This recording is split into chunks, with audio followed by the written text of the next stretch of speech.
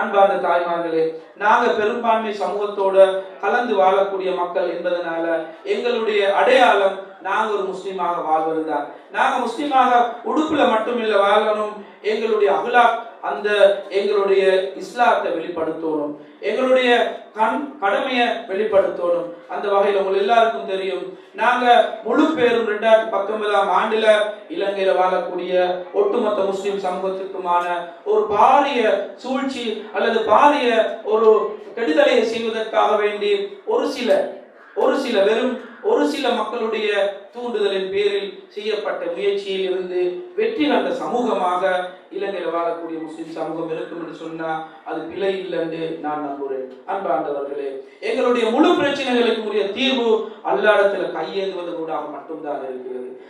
நாங்க முழு பேரும் ஒரு நேரத்தில் கண்டுகொண்டோம், 21க்கும் மேற்பட்ட பாராளுமன்ற உறுப்பினர்கள் இருந்தாங்க முஸ்லிம்களை பிரதிநிதித்துவப்படுத்திக் கொண்டு.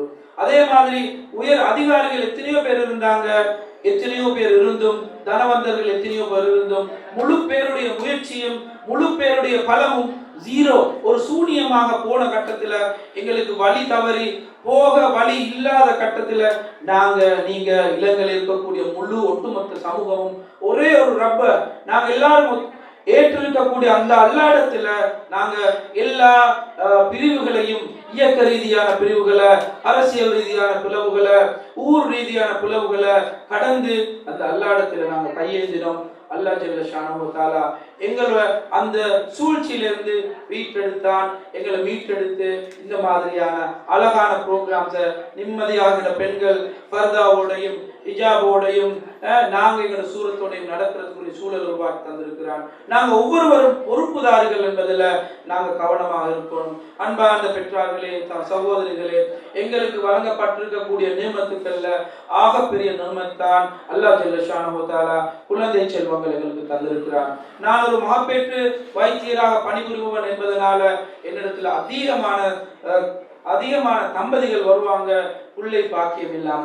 நான் இந்த ஸ்டேஜ்ல உட்கார்ந்து இருந்த நேரத்துல ஒரு கோல் வருது, ஒரு தூர பிரதேசத்துல இருந்து அவங்களோட அந்த பிள்ளை பேற்று சம்பந்தமாக என்ன வந்து சந்திக்கணும் என்றதுல அப்படி இருக்கக்கூடிய மக்களுக்கு மத்தியில எங்களுக்கு இந்த சின்ன சிறார்களை இந்த குழந்தை பாக்கியத்தை அல்ல வெறும் வீணுக்கும் விளையாட்டுக்கும் தந்தில்ல பெரிய ஒரு பொறுப்பொழுது தந்திருக்கிறான்.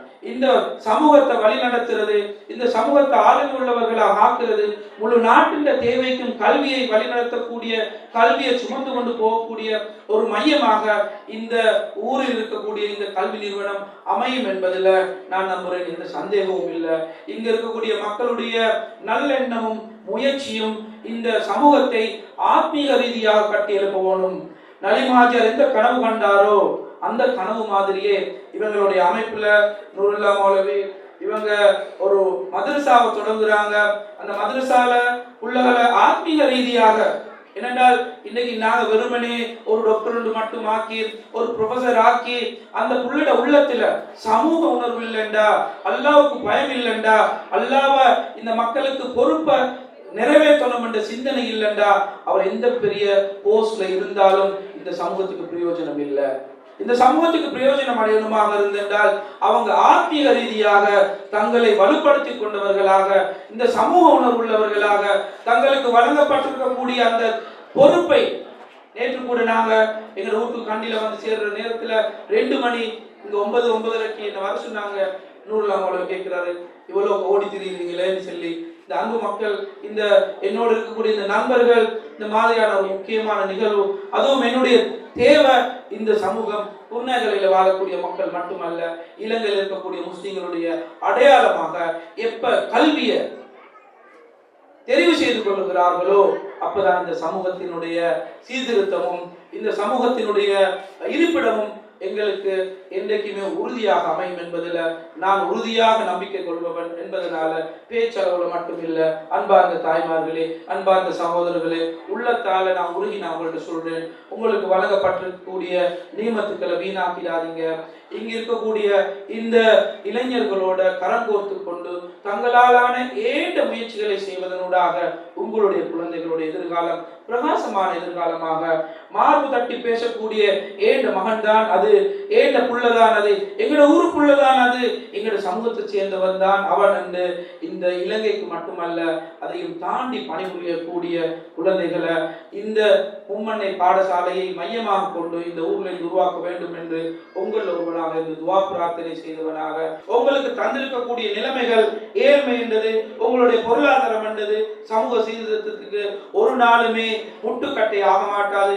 உங்களுடைய சிந்தனையும் உங்களுடைய முயற்சியும் தான் சமூகத்தின் மேம்பாட்டுக்கு காரணமாக அமையும்.